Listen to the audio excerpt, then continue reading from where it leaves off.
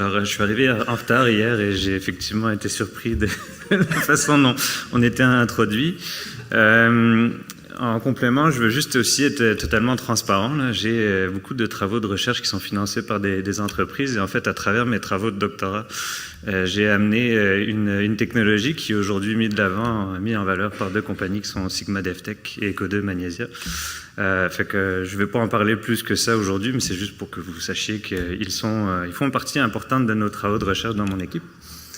Ensuite, en préparant cette présentation ce matin, ça a été, en fait, dans les derniers jours, ça a été particulièrement complexe, plus complexe que je le pensais, parce que je suis face à une audience qui n'est pas forcément habituelle. J'ai l'habitude de parler devant des gens, des colloques qui sont plus techniques.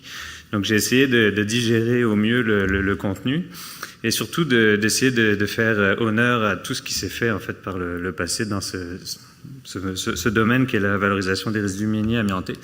Et c'est effectivement l'élément par lequel je veux commencer. C'est un article qui est une revue de littérature. Donc, quand on parle de revue de littérature, on va vraiment aller chercher l'ensemble des références qui existent sur un sujet, un domaine. Il date de 1980 et j'avais cet article entre les mains dès mes travaux de doctorat. Puis en le reprenant dans la préparation, j'ai réalisé que une partie du procédé que nous avons élaboré pendant ma thèse a été déjà illustrée dans cet article. Donc c'est essentiel et important si vous vous lancez aujourd'hui dans cette quête de valoriser les résidus miniers amiantés, n'oubliez pas ce qui s'est fait par le passé, puisqu'effectivement, réinventer la roue, c'est une perte de temps en soi. Je veux juste aussi m'excuser si jamais j'oublie des gens, des acteurs importants. Encore une fois, j'essaie d'être le porte-parole le plus sincère et le plus honnête vis-à-vis de ce qui s'est fait par le passé. Je pense que c'est important de comprendre c'est quoi les résidus miniers amiantés, et donc on va commencer par quelques éléments de définition. On va souvent dans le domaine minier parler de minerais, donc ici c'est le matériel qui nous intéresse, dans le cas présent c'était l'amiante chrysotile. On va parler de stérile, qui est essentiellement le morterin, c'est la couche verte ou ce qui est par-dessus le minerai, et les résidus miniers. Et la différence est importante, le résidu minier en fait c'est ce qui était autour du minerai, donc c'est ce qui sort du procédé d'extraction, de purification du minerai. Ensuite, en fait, l'élément majoritaire qui compose majoritairement les résidus miniers amiantés, c'est la serpentine. Cette serpentine, en fait, elle vient essentiellement de fonds marins, d'olivine, qui est hydraté. Alors, naturellement, les fonds marins, les roches qui constituent le fond marin, puis je vais essayer de ne pas dire trop de bêtises d'un point de vue géologique, mais habituellement, le phénomène est que le fond marin retombe en dessous des croûtes terrestres. Et lorsque l'océan Iapetus, qui était là où nous sommes aujourd'hui, bien avant que les plaques continentales soient ce qu'elles sont et ce qu'on connaît, donc il y avait un océan, et au lieu d'aller sous la croûte continentale, eh bien, ce fond marin s'est retrouvé en surface. C'est ce qu'on appelle un ophiolite, et c'est ce qui fait qu'ici, on retrouve beaucoup de serpentines et donc de chrysotiles. La serpentine, c'est une famille de 3 minéraux, mais c'est essentiellement dans les minéraux qu'on appelle phyllosilicates. Il y a des amateurs de millefeuilles, feuillets et silicates, puisqu'effectivement, ce sont des silicates de magnésium. Donc, on voit sur la figure qui est sur la gauche, la lizardite, qui est effectivement une alternance de couches octaédriques et tétraédriques, puis je vais revenir un peu plus dans le détail de ce que c'est. Puis c'est une famille de 3 minéraux donc, qui ont la même composition chimique, mais qui ont une structure différente. C'est ce qui est montré sur la figure de droite. La lizardite est plane.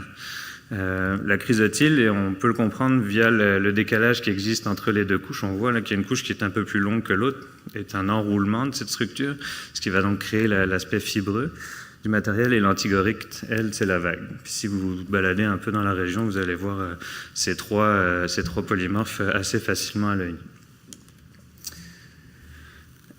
Les mines, le passif. Bon, effectivement, ça a choqué personne, enfin, du moins ça a choqué personne. Tout le monde l'a vu en arrivant malgré le brouillard ce matin, et effectivement, on est entouré de mines, ça l'a été bien présenté hier. Puis j'ai sorti des figures d'un rapport de caractérisation de 2013 qui montre un peu les différentes mines qui se situent sur l'axe Tring Jonction-Thetford. Il y a également la mine de Mine Jeffrey à Asbestos Val-des-Sources, qui n'est pas représentée ici. Mais on voit qu'il y a effectivement toute une multitude de mines qui ont existé au cours de l'exploitation de l'amiante chrysotile dans la région. Puis les résidus, en fait, sont essentiellement des piles bien grises, mais pas forcément homogènes. Du moins, on va retrouver différentes granulométries, différentes compositions, et je le sais, par définition, différentes réactivités. Donc ça, c'est un élément important.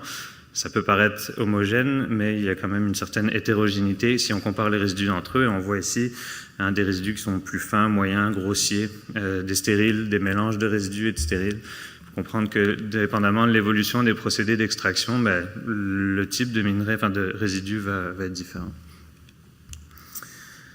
D'un point de vue de la composition, je pense que c'est important effectivement de mettre de l'avant qu'est-ce qui compose donc la serpentine. Vous l'avez vu dans la formule, c'est le magnésium et la silice. Donc on a une composition qui est assez variable. C'est les données que j'ai sorties justement de ce rapport de caractérisation qui est, à ma connaissance, le travail le plus abouti puis qui est quand même assez ancien, hein, d'où la pertinence de peut-être approfondir l'aspect caractérisation au niveau des travaux que l'ONA a présentés. Donc magnésium, silice, un peu de fer, le nickel relativement peu, et des traces de chrome et de manganèse. Au niveau de la composition des fibres, il faut comprendre que ce qui va se retrouver dans les résidus sont essentiellement des fibres qui n'étaient pas commerciales. Donc effectivement beaucoup plus courtes, et puis des teneurs qui sont très variables, comme le montre le tableau là, des caractérisations qui ont été faites par le passé. Alors, je vais essayer de vous expliquer ou de vous faire comprendre les enjeux qui sont associés à la valorisation. Et je retourne justement sur ok, mais non, ça saute partout. Sur la composition, ou du moins la structure de la serpentine. Clignez des yeux, vous allez voir, ça revient. Donc, je l'ai dit, il y a une couche octaédrique qui est donc ici représentée sur le dessus des figures. Cette couche octaédrique, en fait, c'est une brucite, MgOH2.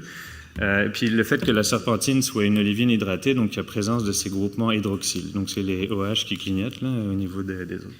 Puis si vous regardez la figure de gauche, encore une fois, clignez des yeux, c'est pas facile. Vous voyez qu'il y a 3 atomes de magnésium. Et parmi ces 3 atomes-là, il y en a un qui est... on va le valider, c'est celui qui est au milieu, là, dans le petit encadré, qui est relié entre 2 groupements hydroxyles.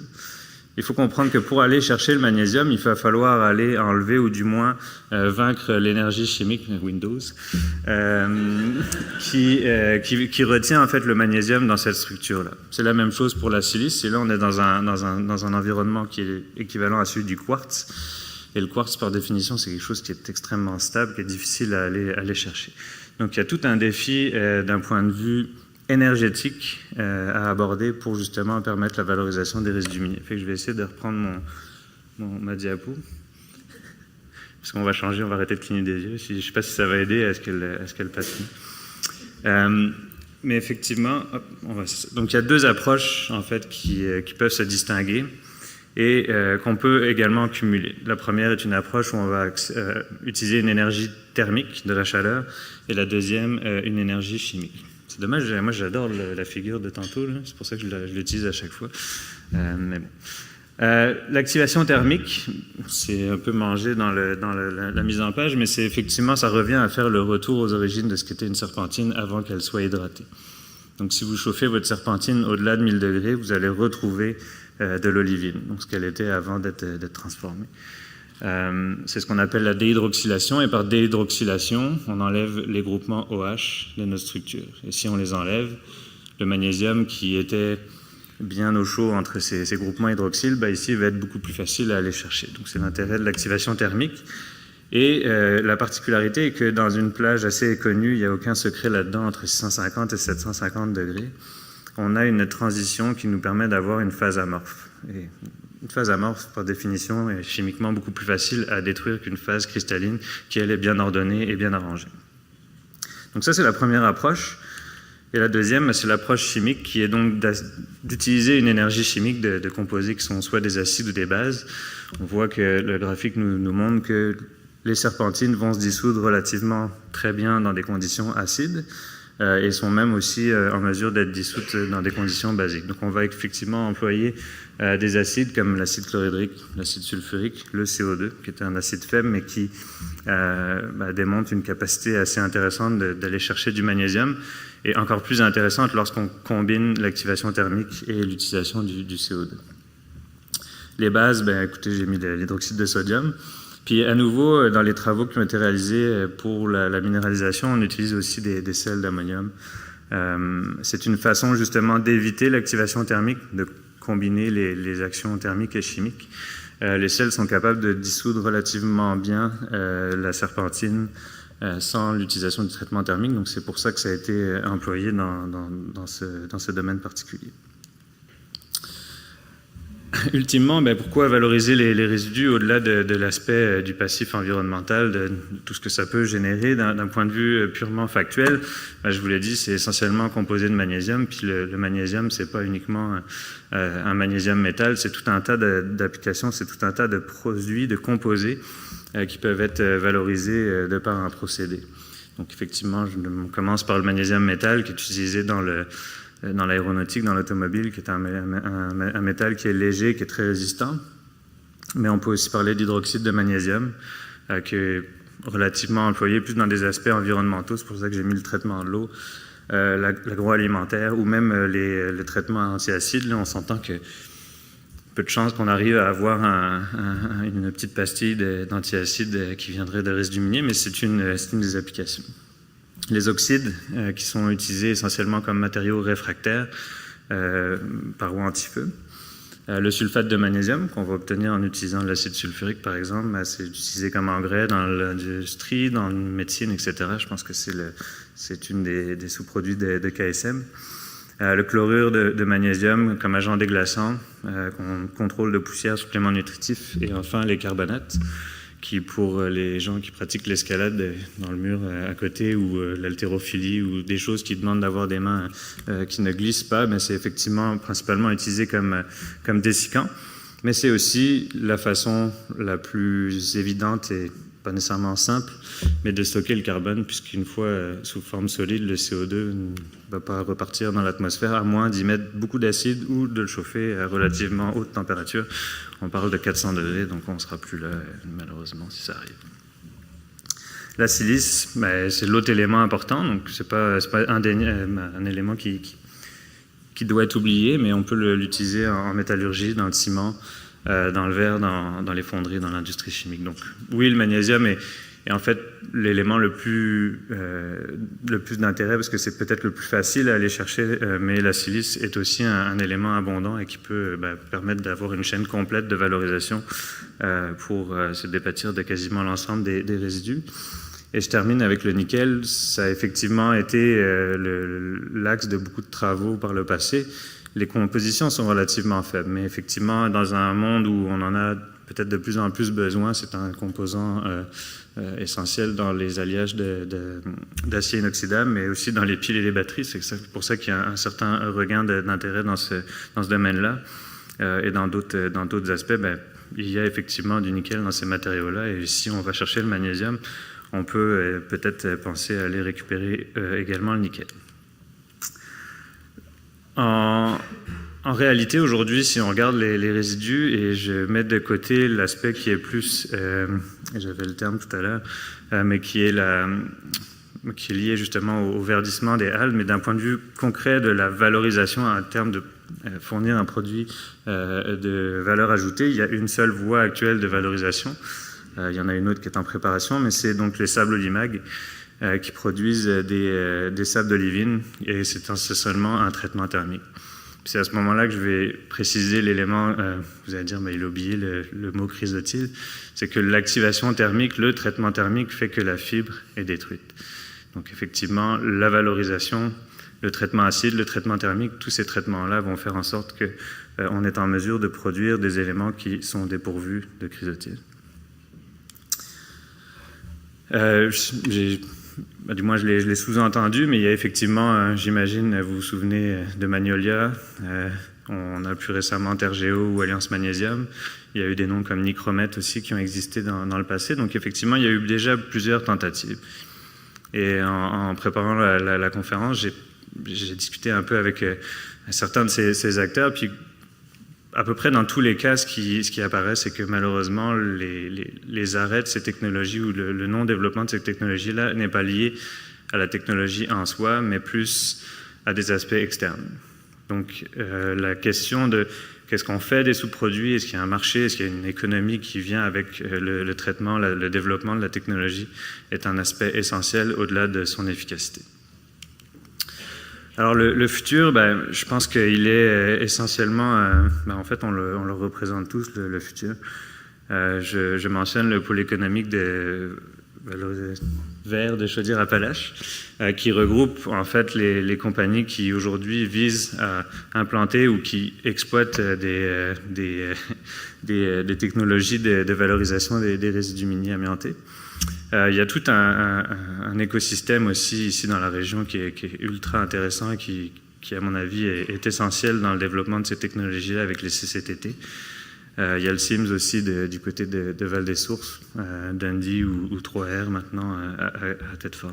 Les universités, on a toujours été impliqués dans ce domaine-là. L'Université de Sherbrooke a une chaire de recherche sur justement cet aspect-là. Donc tout ça va créer énormément de choses. Puis en conclusion, l'ONA, puis c'est, comme je le disais, la pertinence d'être ici tous ensemble réunis qui nous donne un forum qui n'existait pas jusqu'à présent, où des gens de différents enjeux ou de différents milieux, avec des langages différents, vont justement apprendre à se connaître et à parler entre eux et à justement soulever des questions au-delà de l'aspect purement technologique et de faisabilité, comme ce que moi je regarde dans mes travaux, par exemple.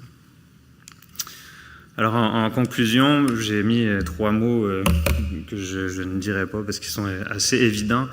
Mais je pense qu'on est effectivement en mesure d'avoir suffisamment de connaissances de par les études passées et ce qui se fait actuellement pour développer des technologies qui peuvent fonctionner, qui vont être efficaces. Et puis en plus de le faire tous ensemble, ça va nous permettre de s'assurer d'avoir un développement qui se fasse de façon sécuritaire et si possible avec une acceptabilité sociale.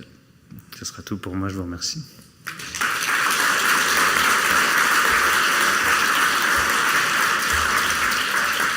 Merci beaucoup, Dr. Pasquier. Maintenant, c'est l'heure des questions. C'est le moment. Autant à distance qu'ici. Je pense que les gens sont gênés. Ça se peut pas qu'il n'y ait pas de questions. On en a... Bonjour. Allô? Sandrine Desaulniers du Groupe BEC. Vous avez parlé des technologies pour l'extraction du magnésium, entre autres, qui, donc, si j'ai bien compris, fonctionnent, mais c'est des facteurs externes qui ont fait en sorte que leur commercialisation n'a pas fonctionné. Mais par rapport à la séquestration du carbone, je voulais voir si de ce côté-là, les technologies fonctionnent ou on est à quelle phase en est-on? Excellente question. La réponse, c'est les technologies fonctionnent. Ça, c'est indéniable, dans le sens que on ne fait que reproduire ce que la nature fait par elle-même. C'est-à-dire que les résidus se carbonatent naturellement en surface et même en intérieur. C'est assez... Les algues respirent, dépendamment des variations de température extérieure, l'air rentre ou sort des algues. La difficulté avec tout ça, c'est la vitesse à laquelle les choses se font. Donc justement, pour accélérer la réaction, on doit faire appel à des processus, donc soit l'activation thermique, des processus chimiques qui ont effectivement un coût.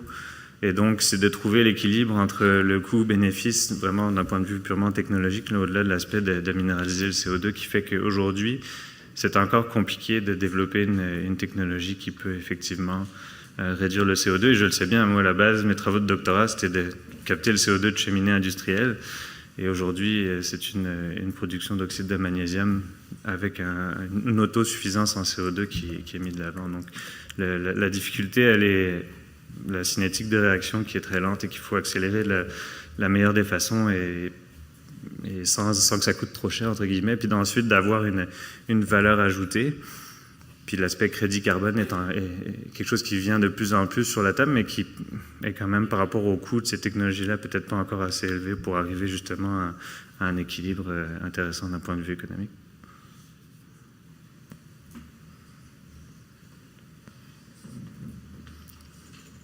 Oui, on a une autre question.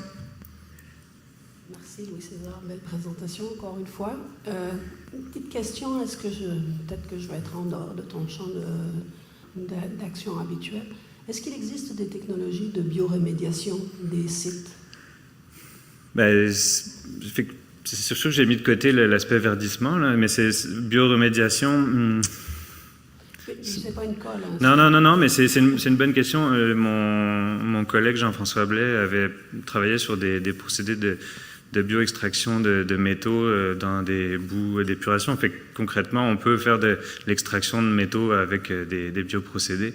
Je pense que la difficulté est peut-être le matériel avec lequel ici on travaille, et effectivement, la capacité de biomatériaux, d'éléments biologiques à faire la réaction. Donc, c'est une question auquel je n'ai pas forcément la réponse, mais je m'attends à ce que ça soit plutôt compliqué. Étant donné la complexité d'un point de vue chimique, puis l'énergie qui peut être donnée d'un point de vue des produits chimiques, je m'attends à ce que ce soit peut-être plus complexe que beaucoup de choses. Très bien. On a une question qui nous vient de l'extérieur. Allons-y. Oui, la région compte 800 millions de tonnes de RMA. Combien de tonnes de produits chimiques seront utilisés pour éliminer les fibres d'amiante? Tu calcules facile. Oui, ben c'est ça. Non, je ne vais pas faire le calcul, je vous rassure. Par contre, ce que je peux dire, c'est que pour que les procédés soient rentables ou intéressants d'un point de vue purement économique, il faut comprendre que l'idée est de minimiser l'emploi des produits, de les réutiliser, de les recirculer si c'est possible. Donc, l'aspect, le bilan environnemental, c'est quelque chose qu'on regarde aussi dans nos travaux. Là. Si on développe une technologie qui doit réduire un résidu, réduire des émissions de CO2, il faut s'assurer que l'équation, la finalité de tout ça est effectivement bénéfique d'un point de vue environnemental ou de ce qu'on s'est fixé comme objectif. Donc c'est certain qu'il y a l'utilisation de produits chimiques qui vient avec ces technologies-là, mais on va toujours aller dans un processus d'optimisation qui va permettre de minimiser puis d'utiliser des produits qui sont le moins néfaste possible, entre autres avec les analyses de cycle de vie. C'est la façon dont on peut apprécier ou non la performance environnementale des technologies. Oh, c'était le moment. Vous avez nommé l'exemple de la sable olivine qui fabrique des sables par traitement thermique. Puis vous avez dit qu'il y avait aussi plusieurs tentatives qui n'avaient pas été fructueuses à cause d'aspects externes. Dans les autres, ces tentatives-là, est-ce qu'il y a certains procédés, vous pensez qu'on aurait intérêt à sortir des boulamites, peut-être, je ne sais pas s'il y a des facteurs externes qui pourraient plus facilement être levés? Je vais prendre l'exemple de Nicromet, qui était effectivement une technologie qui voulait valoriser le nickel dans les résidus. La technologie de Nicromet fonctionnait dans le sens qu'elle était en développement, en mise à l'échelle, puis il n'y avait pas de lumière rouge d'un point de vue du développement. C'est vraiment l'aspect économique, la crise économique qui a mis le projet à mal. Et la réalité est qu'aujourd'hui, le prix du nickel n'est plus celui qu'il était au début du procédé. Donc, quand on parle de ressortir des boulamites, la science, la thermodynamique, les éléments qui sont derrière les technologies, elles ne bougent pas. Par contre, le marché, là où on peut aller valoriser les produits de la réaction de la technologie, mais ça, celui-là, il est ce qu'il est. Puis actuellement, il y a un contexte qui est particulier, qui n'est pas forcément propice. Puis ça s'est vu, entre autres, avec Alliance Magnésium, là, qui était un renouveau du procédé de Magnolia qui était amélioré et le marché du magnésium est toujours aussi compliqué et malheureusement rend l'ensemble de l'équation beaucoup plus complexe, vraiment d'un point de vue économique. Puis pour Nicromet, en fait, KSM aujourd'hui reprend une partie de l'ensemble de la chaîne technologique de Nicromet. Parce que Nicromet valorisait le nickel, mais ils se retrouvaient avec un énorme sous-produit de magnésium qu'ils avaient décidé d'éventuellement valoriser comme engrais. Donc, au final, KSM a repris le volet engrais, mis de côté le volet nickel et aujourd'hui développe une technologie. Fait que ça, c'est une autre façon aussi éventuellement de faire les choses, c'est-à-dire de regarder les procédés puis de dire ah, bon, ça c'est intéressant, puis bon, on va vraiment mettre l'accent là-dessus. Puis peut-être qu'on pourra aller voir plus loin si le contexte s'y prête. Oui, on a une autre question ici. Oui, bonjour. Je voudrais savoir, par rapport au traitement thermique, à partir de quelle température on est sûr que la fibre est dégradée et plus cancérogène? En fait, c'est à partir du moment où on va avoir une recristallisation. Donc, le fait qu'on retransforme l'olivine. Donc, le facteur sécurité, il est de dépasser les 1000 degrés. Lorsqu'on est dans la phase amorphe, il y a un moment où, effectivement, on va les voir. En fait, c'est d'un point de vue chimique et la cristallinité disparaître. On peut physiquement encore les voir, là, mais ce n'est plus du chrysotile. Puis, effectivement, l'avantage, c'est qu'elles vont se dissoudre beaucoup plus facilement aussi. Mais le facteur sécurité, je dirais, c'est plus 1000 degrés. Sous question, la deuxième reprise. C'est une sous-question, c'est parce que vous parlez de amorphe, ce n'est plus de la chrysotile, mais il y a une zone où ça ne sera plus de la chrysotile, mais ça ne sera pas cristallisé encore. Donc, qu'est-ce qu'on retrouve, puis est-ce que cet élément-là, entre les deux, est quand même, a une dangerosité encore pour la santé? Alors, je ne pourrais pas commenter l'aspect santé, parce que c'est vraiment pas mon domaine. Par contre, donc, chrysotile est le cristal, donc le matériel qui est ordonné d'un point de vue cristallin. Et donc, la phase amorphe, c'est cette transition-là sur les courbes où il y avait effectivement plus des beaux pics qui est la signature des réseaux cristallins, mais une espèce de bosse. Et à ce moment-là, d'un point de vue purement chimique, la structure est beaucoup plus instable et beaucoup plus facile à défaire. Donc, c'est ça qui est cherché. Après, le moment où, effectivement, la signature cristalline n'est plus là, le matériel est plus identifié comme étant du chrysotile. On parle, dans la phase amorphe, là, de métaserpentine. C'est assez vague. Puis après, lorsqu'on retrouve une structure cristalline, c'est de l'olivine, de la forstérite dans ce cas.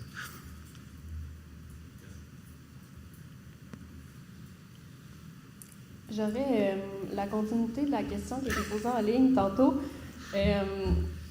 Est-ce que nous remplacerons les résidus miniers par des résidus chimiques? Idéalement, non. J'espère pas. Non, c'est vraiment important. Je pense que dans l'ensemble de l'équation, aujourd'hui, on ne développe plus les technologies nécessairement de la même façon. Et puis, on a une approche qui est beaucoup plus multisectorielle. Donc, l'aspect analyse de cycle de vie, puis de mesurer les impacts pour être en mesure de les minimiser, fait vraiment partie intégrante des travaux de développement qui sont réalisés, soit même au niveau de la recherche et même dans l'industrie d'une manière générale. Après, effectivement, de faire quelque chose a un impact. Si on va marcher sur un sentier, on a un impact sur le sentier sur lequel on marche. Donc, encore une fois, c'est de trouver la façon dont on peut minimiser les risques. Et je pense qu'il n'y a personne ici qui veut empirer la situation en se lançant dans une technologie. Une petite dernière. Merci Louis-César. Peut-être une question. On dit qu'on fait quelques produits, tout ça, qui sont comme en circulation. Est-ce que quand on commercialise un produit ou un sous-produit, tout ça, c'est écrit que ça provient de résidus mini-amiantés? C'est pas nécessairement écrit, mais effectivement, ce sont des questions qui viennent évidemment et de démontrer le fait qu'il n'y ait pas de fibres ou d'amiante dans ce qui est vendu est un élément important dans le développement dans le développement du marché. Là. Donc oui, ça amène, je pense, plus de questions que si c'était développé à partir d'autres choses. Puis je peux prendre en exemple des résidus de construction, par exemple. Il y a très peu de valorisations qui sont connus et qui se font dans d'autres juridictions parce qu'il y a une certaine réticence à utiliser quelque chose qui n'est pas un matériel neuf, qui viendrait d'une carrière comme c'est communément fait. Donc c'est sûr qu'il y a peut-être une barrière à faire, puis peut-être plus importante dans le cas des résidus mini-amiantés. Mais dans tout ce que j'ai montré, là, il n'y a aucune formule Mg3 SiO2 OH4 de la serpentine et donc de la potentielle fibre qui reste là-dedans. Donc l'idée, c'est vraiment pas de déplacer le problème ailleurs, bien loin de là. Merci. Merci beaucoup, Dr. Louis-César Pasquier. Merci.